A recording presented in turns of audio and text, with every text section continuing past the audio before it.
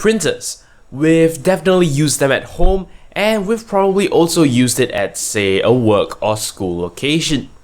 You may have noticed that if you've used printers in those two different places, well, the printers look and function very differently.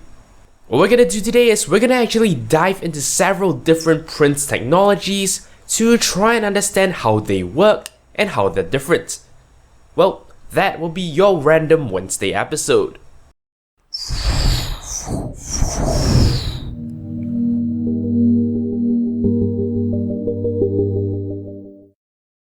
Hello and welcome back to another Random Wednesday episode.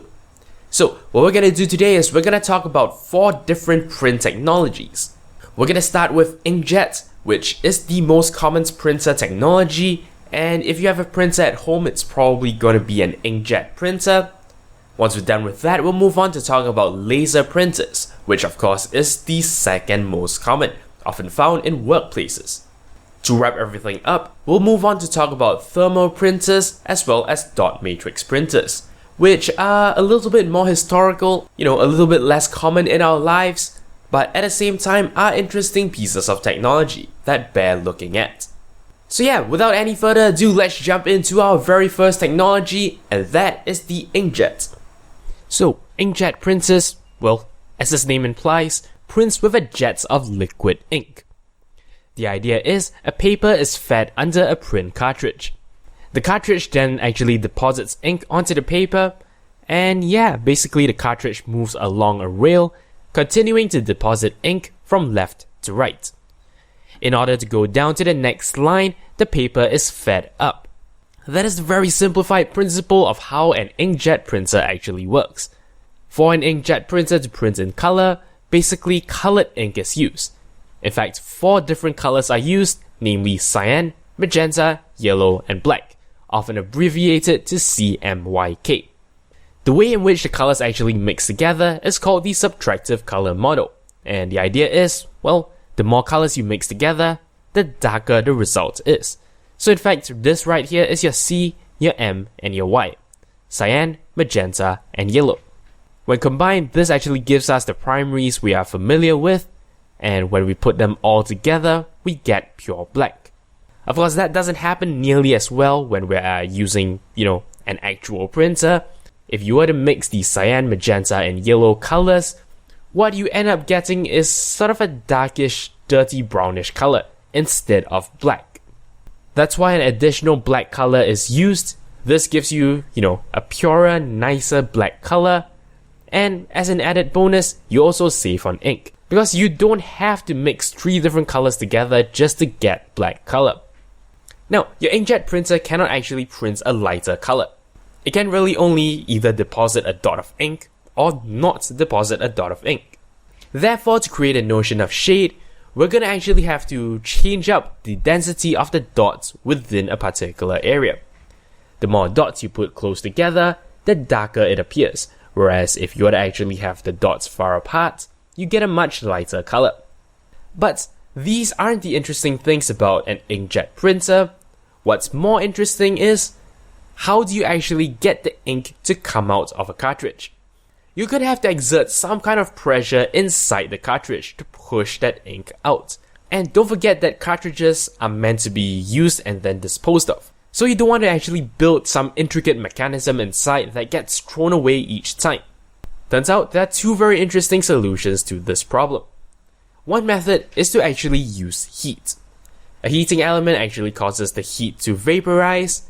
That creates a huge increased pressure within the print cartridge itself, and that is what actually forces a drop of ink to come out of the cartridge. Another method is to use a piezoelectric component. When a current is actually applied to that component, well, it deforms, and it actually creates a pressure that similarly pushes out a drop of ink.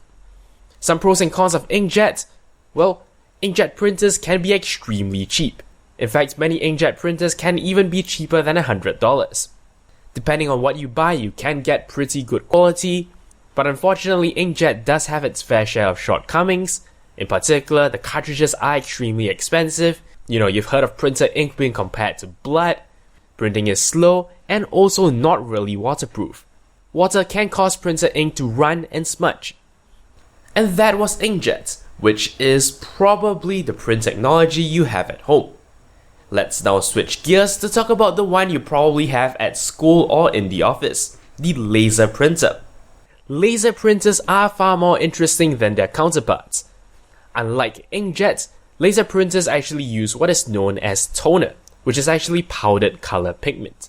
What's even more interesting is, the way it actually prints is by static charge. Let's take a look at how this works. First, we have a rotating drum.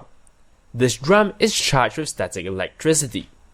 Then, and this is where the laser comes in, you shine a laser on the drum to actually remove some of the charge in certain areas.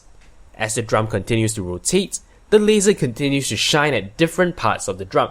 And through selective removal of charges, actually projects the entire image of whatever it is you want to print onto the surface of the drum itself. When this process is done, the drum is actually brought near to powdered toner. This toner is also given the same charge. Now, what happens here is that only the areas that have their charges removed by the laser will actually pick up the toner. Since all the other areas have the same charge, there will be a repulsive effect. Those areas will not pick up any toner. So this drum with the toner stuck to it is now brought near to a sheet of paper. What we can then do is to put the opposite charge underneath the paper, and that will cause all the toner particles to get attracted onto the paper itself. Of course, we're not done yet since the toner is still in its powdered form. We also have to expose the paper to a source of heat. This process is called fusing. The toner actually melts onto the surface of the paper. This incidentally explains why print coming out from a laser printer actually feels quite warm, and a printout actually looks a little glossy. Laser printers are capable of printing in color. Usually there are 4 drums that do the process with just scene for each channel, CMYK. There are 2 ways to finish this off. Either you can take turns to deposit the toner from each drum onto the paper, or you can also actually deposit them directly onto a temporary surface, which then actually deposits all the toner onto the paper itself. So yeah, 2 strategies, they both work to give you color laser prints. The pros and cons of using a laser printer are as follows. A laser printer can print extremely quickly. However, toner, well, is a powder, so if you spill it, that's kind of a problem. Not only is it hard to clean up, since they are very fine particles, you have to actually take precautions to not breathe it in, because of course, that could pose a health risk. And that was laser printing. Now, here's the deal. Even though we always talk about, laser printers as just a printer on its own, really this technology is often a component in a much larger device. For example, a photocopy machine, in order for it to actually produce the results, needs to actually use some kind of printing technology to do it. And usually, the technology used is laser printing. Many office printers try to sort of follow the same model by including some kind of scanning capability, and that is in fact why you will often find some kind of scanning ability mixed in on the same device that also has a printer, usually a laser printer. Now let's move on to thermal printing, using heat to print. This one is quite interesting. Since you're actually just using heat to print, what is special here is not the printer itself, but the paper that is being used. A specific kind of paper called thermal paper needs to be used in a thermal printer. The idea is this. On the surface of the thermal paper, there are basically multiple different substances, which are sort of mixed in well among each other. The print head is essentially just a heating element, which, heats these substances on the surface of the paper. The heat will cause these 2 types of substances to melt, and when they are in their liquid form, they can interact with each other to create a dark spot. That's essentially how thermal printing works. As your print head moves along the surface of the paper, selectively heating certain areas, you actually create your pattern of dark and light spots, thus creating your image. Now, thermal printing isn't all that common today, especially in homes, but there are some notable applications, namely in receipts, as well as the fabled Game Boy printer. Now, while this may seem a little bit counterintuitive, color thermal printers do actually exist, though this requires you to sort of jump through some hoops. One notable method actually uses multiple layers, which can melt at different temperature levels. What you're seeing here is a cross-section of the paper, so imagine I sort of slice the paper and we're looking at the sliced edge. As the print head actually comes by, if it applies high heat, it will actually cause only one particular color to show up. If we sort of reduce it to medium heat, then that will cause a different color to show up, and again for low heat. If we sort of mix and match different combinations of heat levels at the same spot, we can then actually create, well, all the different colors. By using a combination of different heat levels, you can essentially produce a color image using a special paper like this. Here are some pros and cons of thermal printing. First and foremost, there is no issue of running out of ink since you're not using ink or toner of any sort.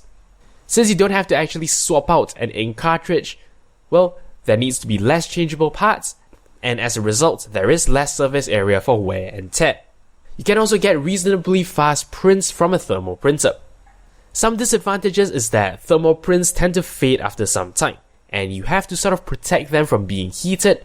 Otherwise, of course, the same reaction is going to occur and you're going to destroy your print. So that was thermal printing. Let's now go even further back in time to take a look at a technology that is barely used these days, namely dot matrix printing. Now, the design of a dot matrix printer is very similar to that of a typewriter, and we'll see why that is in a minute. A dot matrix printer is also quite similar to an inkjet, in the sense that, well, the paper feeds in the same way and the head moves in the same way as well. The idea is, you have a print head, and in front of it is an inked ribbon. When you want a dot on the paper, essentially what the print head does is, it fires a little pin forward, and as a result actually presses the ribbon against your paper. Since the ribbon has ink on it, well, that is actually going to deposit some ink onto the surface of the paper. Just like inkjet, the print head moves left and right, the paper gets fed upwards, and as a result, well, you get your print. Some advantages and disadvantages is that dot matrix printers are very cheap. You can even sort of just leave them there and they won't dry out. And of course, back in the day when people used carbon paper to produce what is known as carbon copies, well, you can actually use a dot matrix printer to produce a carbon copy. For the very simple reason that a dot matrix printer prints by producing an impact on the paper. Of course, one disadvantage is that dot matrix printers are slow, they're noisy, and for those that print in color, the quality isn't great. And there you go. That was 4 printing technologies, starting from the most common today to those that are, more historical in nature. Hopefully this video has given you some insight on, how printers actually work, the whole thought process that goes into building a printer. But that's basically all there is for this video. Thank you very much for watching, and until next time, you're watching 0612 TV. Thank you very much for watching. If you liked this video, consider checking out the rest of my work on my channel. Alternatively, you may be interested in a playlist of my earlier work on computing and computer science topics. If you'd like to show me some monetary support, I am on Patreon. You can find a link to my campaign in the video description. Of course, you can simply like this video or leave a comment. I'll be sure to respond as soon as I can. To keep in touch with my future uploads, do subscribe to this channel. And for even more updates, check out the official Twitter account for this channel at 0612TV. Thank you for your support.